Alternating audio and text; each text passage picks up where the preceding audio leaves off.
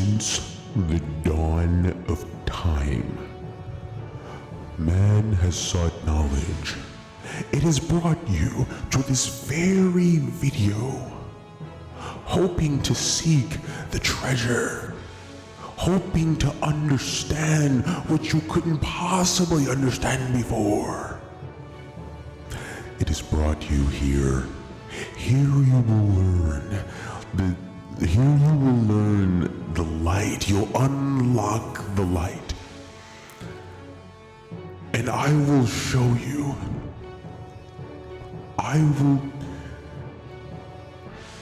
Hold on, give me a second. There's secrets in the world that you will unlock by understanding. You will understand. Listen to me. You will understand. Oh my gosh. Oh my. I'm having way too much fun with this voice. Look at how I sound right now. It's crazy. Okay. I'm gonna stop now. Let's start the video. Yeah. Start the video. So in a previous video, I had said that Shark Tank, watching that show was a big push for me to be into business and when I started liking it more. But truth be told, it was a big push, but it wasn't what got me into it originally. In fact, how I originally started liking business actually predates my own memory. My mother told me when I was 6 years old, she took us to a Barnes and Noble, me and my two older sisters, and we all went our own sections. And when she went looking for me, she found me in the finance section reading finance books at 6, and she couldn't believe it, and I don't even remember that happening. So it's kind of been in me long before I watched Shark Tank. That was like, I think 9 years old. But I'm not here to talk about what happened when I was 6 or what happened when I was 9. I'm here to talk about what happened when I was 8. When I was 8, I was in, and this is related to the actual video. When I was 8, I was in this summer camp, this tennis summer camp. And in fact, hold on, let me tell you a quick story about this, because I don't think I'm ever gonna mention the time I was 8 again in any of my videos. So if I'm gonna say it, it's gotta be now. When I was 8 years old in this tennis camp, me and, I might cut this part out, I don't even know if I'll keep this in there, but me and my friends were in the tennis camp, but they had like age limits, like sections of age, and the ages where me and my friends were at, it cut off between me and some of my other friends. So because of that, I was in a separate group because I was right before the age where I get into their group, and they're 1 year older than me, I'm 1 year below. So they just told me like, hey, like sneak over, like you just sneak over to the big group or the bigger group so you can be with us. And of course I wanted to be with my friends, so I snuck over there. And so we played for a while and it was fun. But then I guess because they wanted, they didn't want kids to have their brain completely fried or something, they were going to give us like homework at the tennis camp, which I didn't think happened, but I guess so. So I realized they were going to give me work because I'm in the bigger group and the cutoff limit. They're giving schoolwork based on ages like this to that instead of my age and lower, because they kind of group it together. So I was like, oh man, I don't know how to do this stuff. So I went to the person in charge and I told him, and I was like, hey, listen, I'm actually not supposed to be in this group. I'm supposed to be in the younger group. And he looked at me and he was like, nice try. I saw you hanging out with those guys. Go on now, you gotta do your schoolwork. I'm just like, oh man, this sucks. And unsurprisingly, I didn't do well with the homework. It didn't really matter though. Okay, now that story's over, let me tell you what's actually important for the video. Now, when I was 8 years old, while I was in that tennis camp, it was at a park. And this is the first time I ever did something business-like in my life. I don't remember who had the idea, if it was me or my mother, I don't know, but I wanted to sell something. And so we went to the store, we bought Gatorade, bought ice, put it in a cooler. I set out a chair, I made a little sign, said Gatorade for $1. Yeah, $1, remember that? It's not happening now. And I sat there in the heat, sweating, trying to get people to buy my Gatorade, and people did. And I made some money, and I was happy, and I loved it. But here's the thing, what I was doing, I would classify as a hustle, not a business. Well, let me explain. So there's different ways you can use the word hustle. You can use it in a positive way and a negative way. Like you could say, we're out here hustling, you know, we're trying to get things together, which is positive. And you could also say, you know, this is not a real business, it's just a hustle or just a side hustle, you know, kind of like diminish what you're doing. You can use it in both contexts, so it can be good in some ways, and other ways you use it, it could be bad. In this video, I'm going to use it in a bad way, the negative way. So what's my definition of a hustle versus a business? I mean, the definition of a business really is just like making a living by buying and selling things. Even though I was buying and selling things, the reason why I call it a hustle, I think a hustle is a variation of a business. For this video, I'm going to define a hustle like this, even though I've used it in both contexts as positive and negative also. But for this video, a hustle to me is something that doesn't move. Or at least it doesn't have the potential to move, whereas a business does move, or at the very least has the potential to move. So like, for example, you're selling Gatorade. I was selling Gatorade, and that's buying and selling. That's business. I bought the Gatorade, I bought the ice, I sold it to people.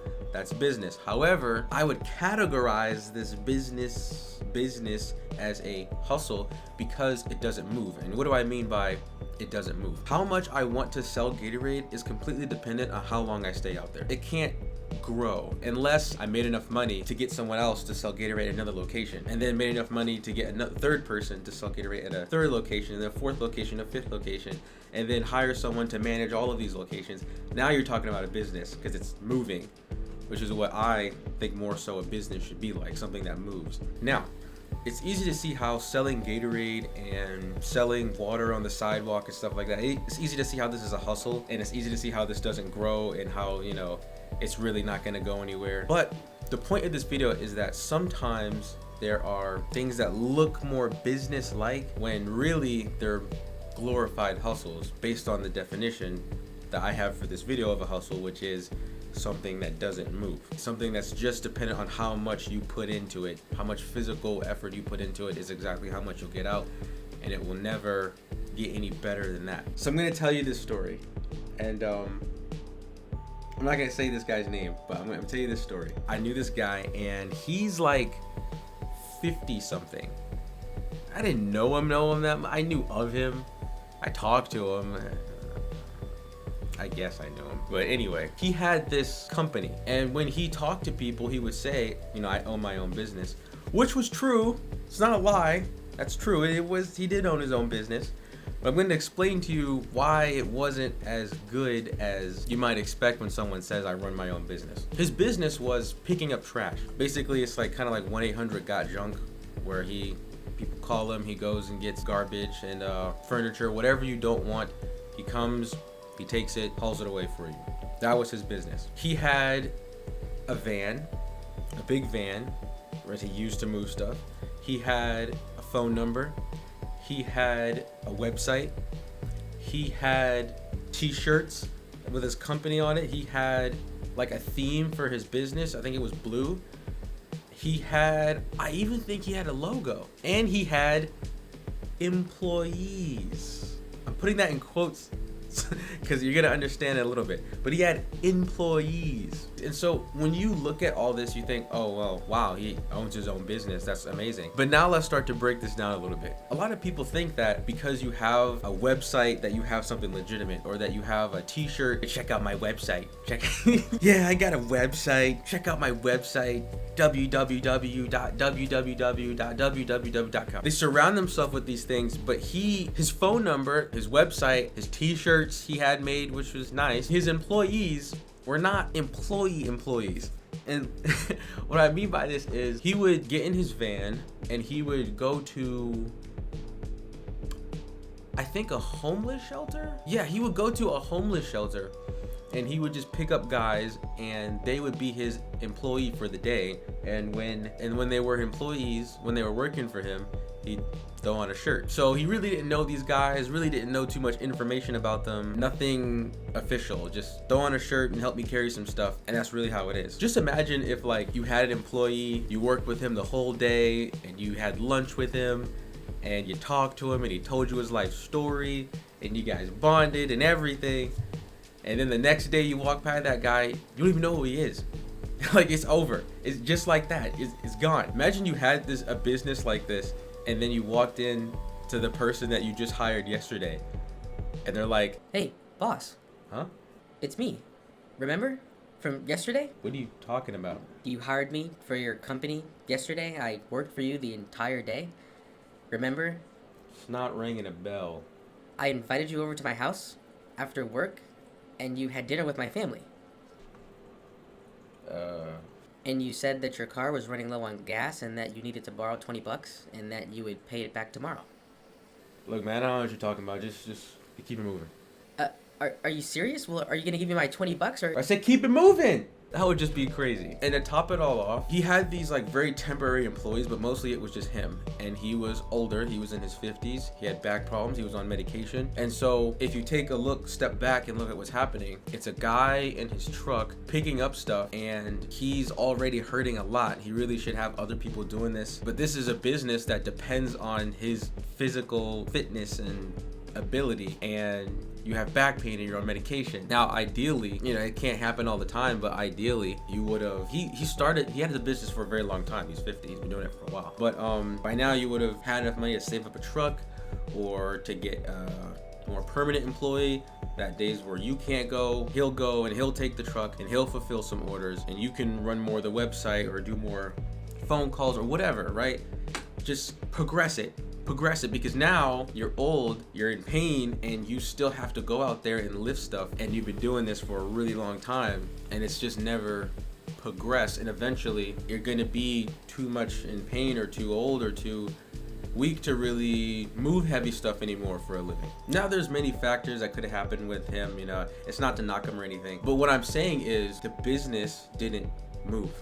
It was the same, and it was completely dependent on exactly how much he put in that day. And really, the whole point of this video is that these things that seem business-y, like a phone number and a t-shirt and a logo, and we got an official Twitter page or Instagram, whatever, social media, all this stuff. You got a theme for your business, you got a nice name for it. If it's a company, you got a name for your company. All these things are kind of like layers, and you wrap yourself in these layers of, I got a phone number, that's a layer. I got a logo, that's a layer. I got a, t-shirts, that's a layer. All this stuff, and you can fall into this trap where if you start peeling back all the layers, you'll find at the center nothing. There's nothing there. It's all layers. Your whole business is just layers, and you've invested too much into doing things that seems like a business because you might have heard this off a TV or heard it online somewhere, and you're too focused on these things that don't really matter if the core of the business is not moving. What's the point of a website if you don't drive any traffic to it? You don't really use this stuff, and it's not really that helpful. And look, a website's always helpful, right? Phone number can be helpful. You got an official thing, you got a logo. Obviously, that stuff is good. But I feel like sometimes people focus too much on it at the expense of the core of the business. These things are supposed to, these layers, they're supposed to complement the business. They're supposed to wrap around the business, but they are not the business. They are extensions of the business. They're a part of the business that makes it better, but the core of it, if the core of it doesn't move, it can't keep going. It doesn't have the potential to move. I would say that it's more of a hustle. And my definition of a hustle would be, I would say it's a business that's kind of dead. A dead-end job, just like a dead-end job. Sometimes you have a job that you can move up the corporate ladder, stuff like that. Other times you have a job that's dead end. And you call a dead-end job a dead-end job. And so what's a dead-end business? I would call a dead-end business a hustle. In any case, I want to conclude with this. Don't focus on layers, focus on the core and use layers to complement it. If you don't have the core, stop focusing on the layers, focus more on the core, and then bring the layers back into it, and you'll have something real and good and full. And that's what you should have. That's what I think, at least. Anyway, that's all I got. Peace. Really think this feeling.